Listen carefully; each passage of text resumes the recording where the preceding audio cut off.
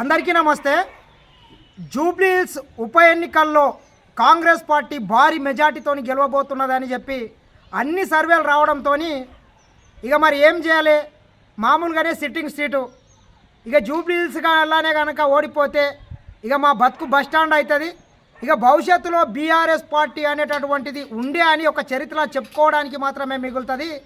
ఇక మమ్మల్ని ఎవ్వడు నమ్మడు, కాలగర్భంలో కలిసిపోతుంది మా పార్టీ అని చెప్పి కల్వకుంట్ల డ్రామారావుకు కొంత భయం పట్టుకున్నట్లున్నది. ఇక భయం పట్టుకొని ఈరోజు ఏదో ప్రెస్ మీట్ పెట్టి పెద్ద పెద్ద గప్పాలు కొడుతున్నాడు. వెనకడికోడు కొండంత రాగం తీసి పిచ్చకుంట్ల పాట పాడినని ఒక సామెత ఉంది, అట్లున్నది ఈరోజు. రామారావు నీకేమన్నా సిగ్గు శరము చీము నెత్తర లజ్జ ఏమన్నా ఉన్నది అవా? ఏదో పనికొచ్చే విషయాలు చెప్తావేమనుకుంటే అన్ని పనికిరాని విషయాలు చెప్తున్నావు.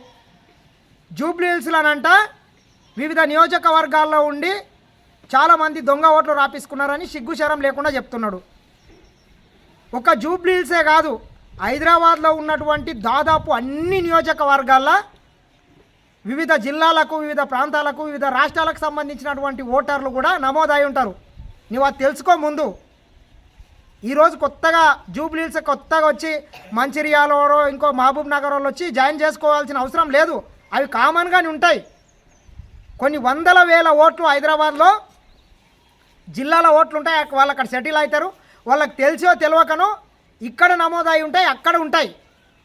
అంతెందుకు, ఆంధ్రప్రదేశ్కు సంబంధించినటువంటి కొన్ని వేల ఓట్లు ముఖ్యంగా హైదరాబాద్లో చూసుకున్నట్లయితే కుక్కట్పల్లి కావచ్చు, ఎల్బీ నగర్ కావచ్చు, మియాపూర్ కావచ్చు, చందానగర్ కావచ్చు, లింగంపల్లి, ఈ ప్రాంతాల్లో జూబ్లీహిల్స్, బంజారాహిల్స్లో కొన్ని వేల ఓట్లు ఉంటాయి.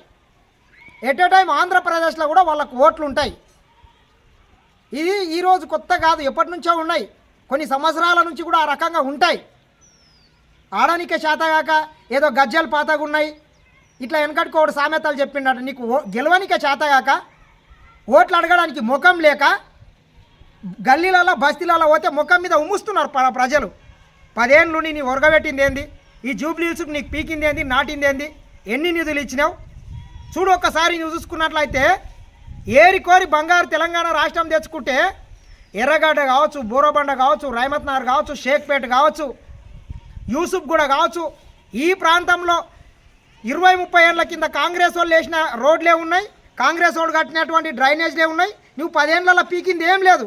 నీకు అక్కడ ముఖం లేదు కాబట్టి చేలు లేకనే ఈరోజు ఈ రకంగా ఎట్లయినా మేము ఓడిపోతాం, ఇక ఓడిపోతే మా పరిగేం అయిపోతుంది, ఇక మేము ముఖం ఏడ చూపుకోవాలి. ఇప్పటికే 10 ఏళ్ళు మీ అయ్యే చేసినటువంటి విధ్వంసం చూపుకోలేకనే ఆయన ఫామ్ హౌస్కు పరిమితమైన ఆయన ముఖం చెల్లక ఈరోజు మీ ముఖం కూడా చెల్తలేదు. కాబట్టి ఇట్లా డ్రామాలు వేసి, ఇట్లా చీప్ ట్రిక్స్ ఉపయోగించి కాంగ్రెస్ పార్టీ మీద బురద జల్లి 4 ఓట్లు ఇంత డిపాజిట్ అన్న వస్తుందని చెప్పి నీవు డ్రామాలు వేస్తున్నావు. కానీ జూబ్లీహిల్స్ ప్రజలకు ఒక అవగాహన ఉన్నది, స్పష్టమైనటువంటి అవగాహనతో ఉన్నారు. అధికారంలో కాంగ్రెస్ పార్టీ ఉన్నది కాబట్టి ఖచ్చితంగా కాంగ్రెసే గెలుస్తుంది. నువ్వు చూసినావు గతంలో కూడా ఇట్లానే డ్రామాలు వేస్తే కంటోన్మెంట్ల మీ బీఆర్ఎస్ పార్టీ గెలిచినటువంటి సీట్ల ఉప ఎన్నిక వస్తే కాంగ్రెస్ గెలిచింది. అదే ఉదాహరణ ఈరోజు కూడా కంటోన్మెంట్లో జరిగినటువంటిదే రిపీట్ అవుతుంది. కనీసం కంటోన్మెంట్లో నీకు డిపాజిట్ వచ్చింది కాదు, ఈరోజు అది కూడా రాదు. నువ్వు చూసుకో, నువ్వు రాసి పెట్టుకో. నీ దగ్గర ఉన్నటువంటి వేల కోట్లు, లక్షల కోట్ల రూపాయలు పెట్టి జూబ్లీహిల్స్లో పోయి ఒక్కొక్క ఓటర్కి 5,000 ఇస్తా, బీర్లు పెడతా, బిర్యానీలు తినిపిస్తా, ఇక ఏదైనా చేస్తా, నువ్వు పండుకొని పొల్లు దండాలు పెట్టినా జూబ్లీహిల్స్ ప్రజలు నీకు ఓటేయడానికి కానీ నీకు సిద్ధంగా లేరు. కాంగ్రెస్ పార్టీ అధికారంలో ఉంది. కాంగ్రెస్ పార్టీ గెలిస్తే నువ్వు చూడు ఎన్ని సంక్షేమ పథకాలు వస్తున్నాయి. ఈరోజు కాంగ్రెస్ పార్టీ వచ్చిన తర్వాత మహిళలకు ఉచిత బస్సు కావచ్చు, 500కే సిలిండర్ కావచ్చు, 200 యూనిట్ల కరెంటు బిల్లు కావచ్చు, పేదలందరికీ రేషన్ కార్డులు కావచ్చు, రేషన్ కార్డులతో పాటు సన్న బియ్యం కావచ్చు, 2 లక్షల రూపాయల రుణమాఫీ కావచ్చు, ఇట్లా అనేక సంక్షేమ పథకాలను తీసుకొచ్చుకుంటా కాంగ్రెస్ పార్టీ జనాలకు దూసుకుపోతున్నది.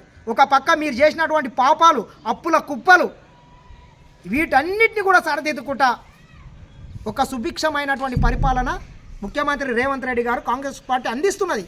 మీ అప్పలాక తాగి ఫామ్ హౌస్లో వండుకోవట్లేదు. రోజుకు 18 గంటలు పనిచేసుకుంటా, ప్రజల మధ్య వండుకుంటా, వాళ్ళ కష్ట సుఖాలు తెలుసుకోకుండా, విద్యార్థి నిరుద్యోగులని వాళ్ళకు ఉద్యోగాలు ఇచ్చుకుంటా ఈరోజు ప్రజల మన్ననలు పొందే ప్రయత్నం కాంగ్రెస్ పార్టీ ముఖ్యమంత్రి రేవంత్ రెడ్డి గారు చేస్తున్నారు. ఖచ్చితంగా జూబ్లీహిల్స్ ప్రజలారా మీరు కూడా ఆలోచన చేయండి. జూబ్లీహిల్స్లో పెద్ద ఎత్తున మైనార్టీ ముస్లిం ఓట్లు ఉంటాయి, అదేవిధంగా యాదవ సామాజిక వర్గానికి సంబంధించినటువంటి మెజార్టీ ఓట్లు ఉంటాయి.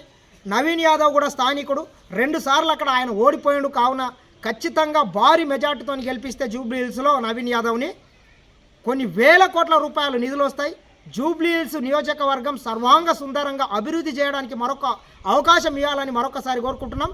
మీరు ఎన్ని డ్రామాలు వేసినా, మీరు ఎన్ని కాకమ్మ కబుర్లు చెప్పినా, మీరు ఎన్ని కళ్ళబొల్లి మాటలు చెప్పినా బీఆర్ఎస్ పార్టీని నమ్మే పరిస్థితి లేదు. కావున కేటీఆర్, హరీష్ రావు ఇకనన్నా మీరు డ్రామాలు బంద్ చేస్తే బాగుంటుందని మరొకసారి, ఎందుకంటే అక్కడ చాలామంది జూబ్లీ హిల్స్ అంటేనే సినిమా వాళ్ళకు అడ్డా, వాళ్ళతో పాటు వెళ్ళి మీరు అడ్డ మీద కృష్ణానగర్లో కావచ్చు అక్కడక్కడ వెళ్ళి అడ్డ మీద కూలీలు చేసుకోండి, డ్రామాలు చేసుకోండి, బాగుంటుంది. కానీ జూబ్లీ హిల్స్ ప్రజల్ని మభ్యపెట్టి ఇంకా ఏదో నాటకాలు వేసి గెలుస్తామంటే మాత్రం మీ భ్రమ అని మరొకసారి హెచ్చరిస్తున్నా. ఖచ్చితంగా కాంగ్రెస్ పార్టీ భారీ మెజార్టీతో జూబ్లీ హిల్స్లో గెలవబోతున్నది. చూస్తూనే ఉండండి SN TV.